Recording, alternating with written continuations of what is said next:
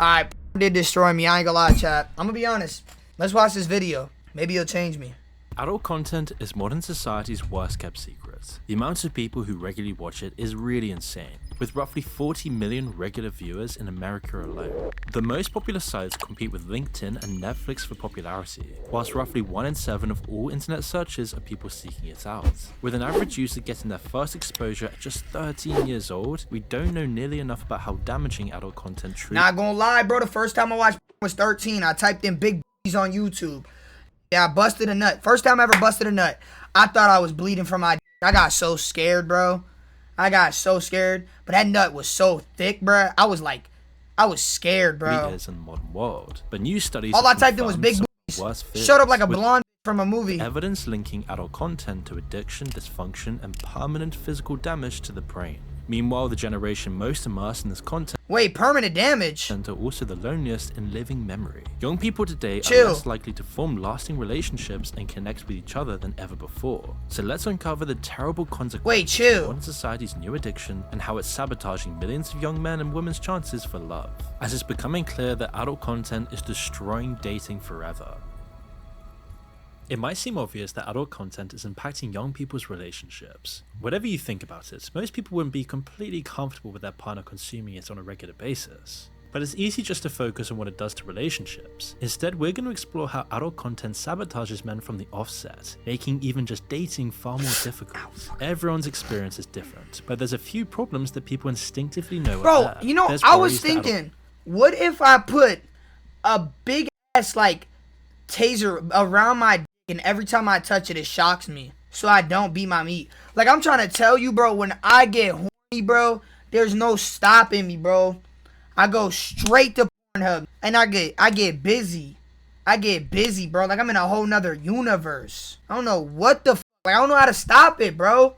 I'm too addicted to being my adult content could act like a substitute for real human interaction. Men who consume it could lose motivation and their drive for a better life, as long as they're more comfortable consuming the content rather than putting themselves out there. Other people think it might make reality look worse in comparison, slowly raising people's expectations and sabotaging Arnold Schwarzenegger! Their partner. After all, real life doesn't have cinematic lighting, makeup team, or flattering camera angles. And then there's the question of whether adult content makes people think more transactionally about relationships and intimacy. If someone's been consuming false content for years, living in a dopamine-filled bubble, bro, that's his name, bro. The real Chill. These are all chill. That's his name, bro. And even with all the soul searching and introspection in the world, it's really hard to tell how watching adult content actually changes you. Luckily, we don't need to get too philosophical here. New research on the effects adult content is having on our brains is confirming all of our worst fears. By looking at the facts, we can predict the awful consequences for young men and the dating world in general. I think beating my meat ruined my streaming. I think that's really what it was. Like, no funny shit. I think beating my meat has made me like not motivated to be a streamer. Cause when I didn't beat my meat in New York, I genuinely like was like happy, bro, and I was like, everything was like a smooth ride. Now when I beat my dick, bro, it's really like down and up. The gym helps it. The gym helps it goes up. Beat my meat, go back down. Gym, bro, if I could just go to the gym and not beat my meat, we're going up, bro. Back in the days when tobacco companies still had complete control of the government, they developed a whole bag of tricks to ensnare lifelong customers. Most of their advertising was redundant. Just reminding people that their addiction existed was more than enough. Instead, their main goal was to get new smokers, children, and teenagers who were more susceptible to picking up the lifelong habit, children, trap. So the company started putting adverts next to sugary drinks and snacks, or they display their adverts lower than usual, right at a child's eye level. This meant kids began associating them with pleasure before they'd even picked up their first cigarettes. It was these techniques that doomed millions of people around the world to shorter, what the f***?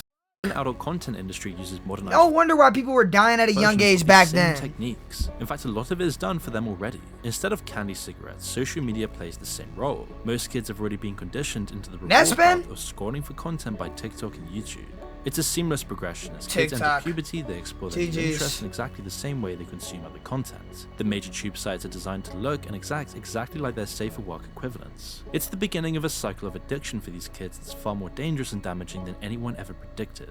We now know that sustained consumption of adult content physically changes the brain. It's because it impacts the brain's reward system, overwhelming it with an assault of chemicals every time the content is consumed. Just like with drugs, the first time people consume modern adult content, they get a huge dose of pleasure pleasure chemicals, the most important of which is dopamine. That's facts. Yo, I'm not gonna lie, after I didn't beat my meat for 9 days and then went to Boston, bro, I was the most horniest I've ever been in my life, bro.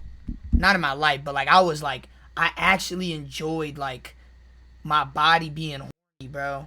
When I get horny now, it feels like I just like threw myself in dirt and like, and I went into the water, and I went into like a hot tub that's not hot, you know, like a warm hot tub, and the warmness runs out quick. The brain sees this adult content as an enhanced version of what naturally interests it. It's like it just found the most delicious food imaginable, and then immediately it wants more. But over time, the reward lessens as the brain gets used to this new normal. It internalizes the behavior that led to the burst of dopamine and tries to replicate it, but the results don't last forever. Again, just like with any drug, over time the brain builds up a tolerance. It pushes the person to spend longer seeking out more extreme content. I'm addicted. One study found that just under half of the regular viewers they interviewed would actively search for things they used to find disgusting and undesirable. Naturally, the rational side of the human brain finds all of this adult content. Is that the UFC fighter? And undesirable. Naturally, the rational side of the human brain finds all of this distressing. Adult content doesn't just activate dopamine, it also creates feelings of shame, guilt, and other negative emotions. Emotions that can only be forgotten and silenced by descending further into the loop of addiction. In other words, it breeds the same destructive apathy that heavy drug users might experience. And so it shouldn't be any surprise then that this destructive cycle is altering people's brains, especially in young men. One side effect researchers found when studying the brain of adult content addicts was a reduction in the striatum. This is where the brain's higher decision-making processes are found. Damage and a loss in brain matter there lends weight to the claim that people build up a tolerance to adult content.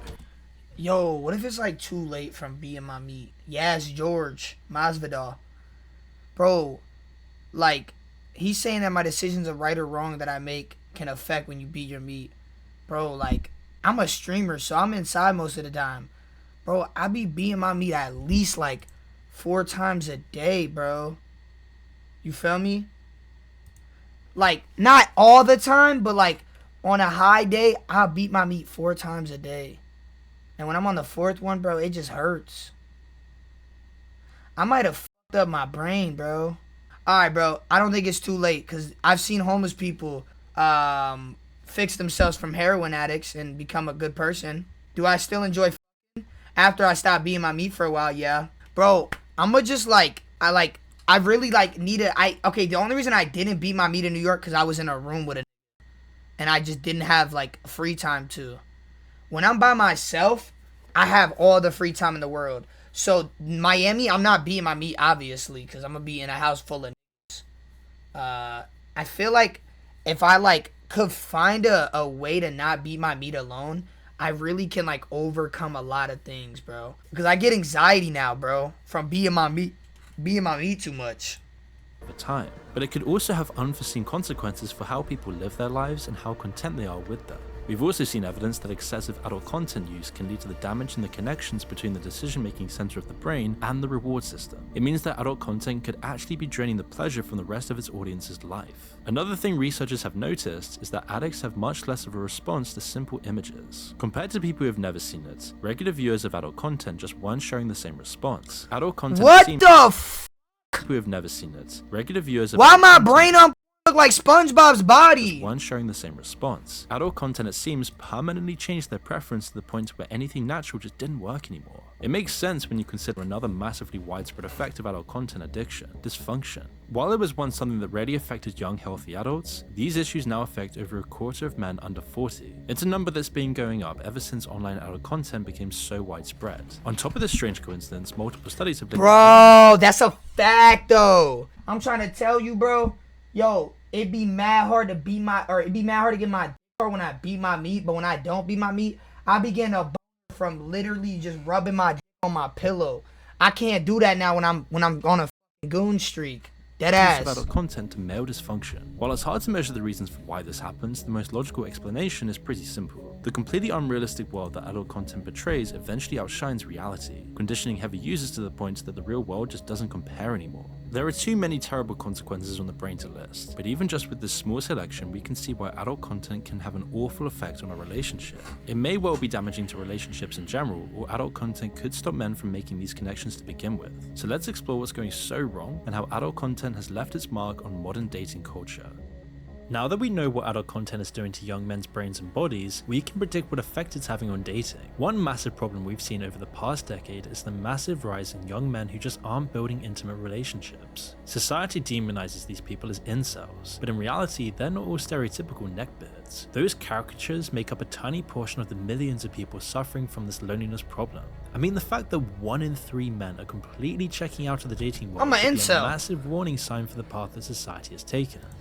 I'm an incel! Ridiculed. But what is the cause behind all of this then? We can't say that adult content is solely to blame. There are thousands of different things all putting pressure on young people right now. But it can't be denied that it's playing a major role. We saw that adult content rewires the brain, making it see real people as less desirable than videos. But this could happen for a number of reasons. One thing that adult content has that real life will never have is a sense of safety. There's no real checks or tests or struggle involved in consuming it at all, other than just clicking the I'm over 18 button. People naturally find the easiest way of fulfilling a need and stick to it. Leaving that comfort zone and finding a real relationship is so much harder, especially today, that it's not actually that surprising that our animal brains aren't bothered. Bro, that's probably why I can't be in a relationship, chap. Ain't that shit crazy?